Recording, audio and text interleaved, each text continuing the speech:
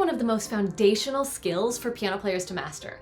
But if you and I share anything in common, it's that they can feel impossible to master. How often have you ended up on the wrong finger at the end of a scale? Or worse, in the middle of the scale, you've crashed and burned and had to stop and start over? It's so frustrating, right? This is all because your brain has a lot to remember when you are practicing and playing scales. You're focused on the correct notes, the key signature, the sharps, the flats, and using the appropriate fingers. And this can all get really overwhelming for your brain. That's why I love to teach this one scale skill that every piano player needs, but that most teachers and most piano players skip. Hey piano people, I'm Ashley. Welcome to Ashley Young Music Studio, where you learn how to practice smarter, not harder.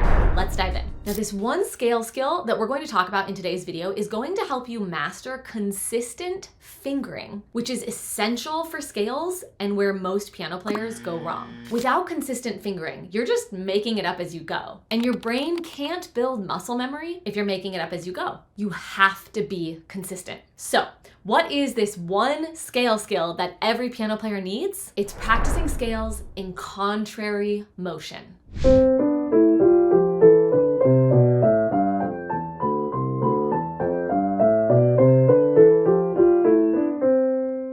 I'm going to show you exactly how to do it, but I want to tell you why it works. It allows both hands to play the exact same fingering at the exact same time. This simplifies scales. So instead of juggling different patterns with each hand, your brain can focus on one fingering pattern while you internalize the key signature and the correct notes. This overlooked step of practicing in contrary motion can really help you build confidence and master consistent fingering so that scales become easier. Now we're going to start with C major, and don't turn the video off even if C major sounds easy for you. I'll tell you why in just a moment.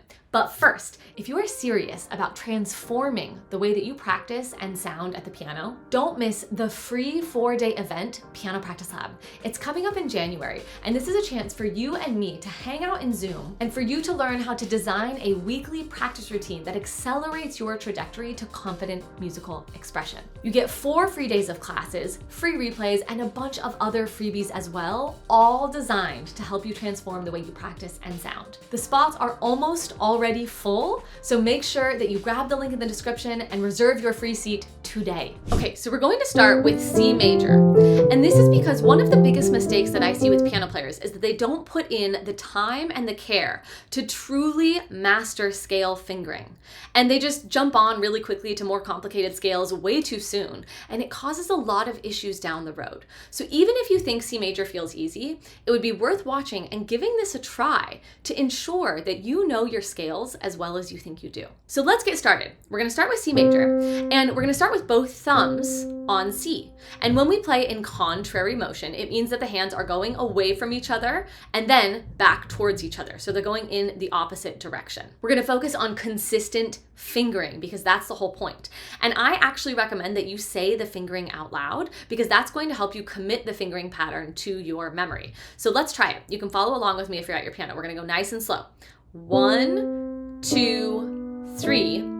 1, 2, 3, 4. We'll end on 5. 5. And then to come back in, it's 5, 4, 3, 2, 1, 3, 2, 1. Now notice that each hand is playing a different note, but the fingering is the same. Let's do it one more time. And this time we're not going to end on 5. We're actually going to cross under and go all the way out to the next octave. So say it with me and try if you're at your piano. If you're not at your piano, you can still say the numbers out loud with me so you can internalize this pattern.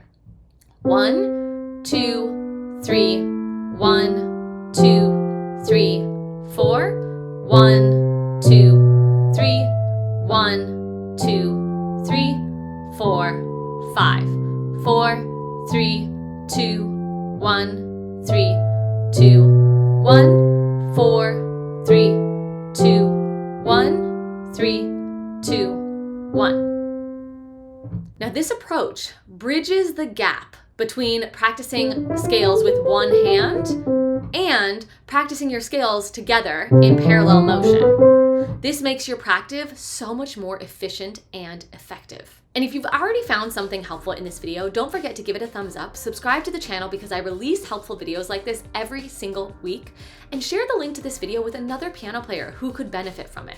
Then go ahead and let me know in the comments, what is the trickiest part of scales for you in your practice? Now, it's worth noting that practicing in contrary motion isn't going to work with every scale. You can practice every scale in contrary motion, but there's only a select few numbers of scales where the fingering will be exactly the same in contrary motion.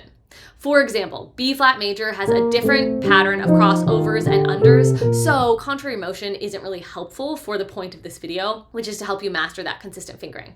But it is going to work with C major, G major, D major, and A major, as well as a couple of more, which all follow the same fingering patterns. So contrary motion is really gonna help you out. Now, the good news is I have a free PDF linked in the description below, and that's gonna sort all of this out for you. It's gonna give you every single scale that has the same fingering for these contrary motion scales, so you don't have to go through a scale book and guess or figure it out. I linked that below in the description, and this is gonna ensure that you are really working on contrary motion scales in the exact way that I describe in this video. Now, right here on the end screen, I'm also going to put a link to Piano Practice Lab where you can reserve your free seat if you haven't done so already. And I'm also going to link to another video that's going to show you how to master major scales in general. And that way, if you're really in this stage of trying to master these scales, but you're running into roadblocks, you have this practice skill that's going to help you, and you can learn several others in that major scale video. You can grab both that and the link to Piano Practice Lab right here on the end screen.